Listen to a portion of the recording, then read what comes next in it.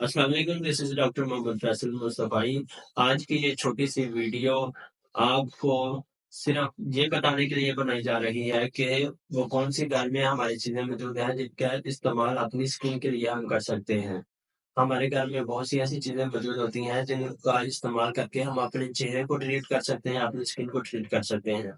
बस आपको नाम बताऊँगा, पपीता, आड़ू, दही, दूध, ऑलिव ऑयल, ग्रीन टी, शहद, हल्दी, अर्के गुलाब, नारियल का तेल, पपीता, पपीते का मास्क भी इस्तेमाल किया जा सकता है, एलोवेरा, ऑरेंज का जूस, पानी का ज़्यादा इस्तेमाल, नींबू, खीरा, हल्दी, बादाम।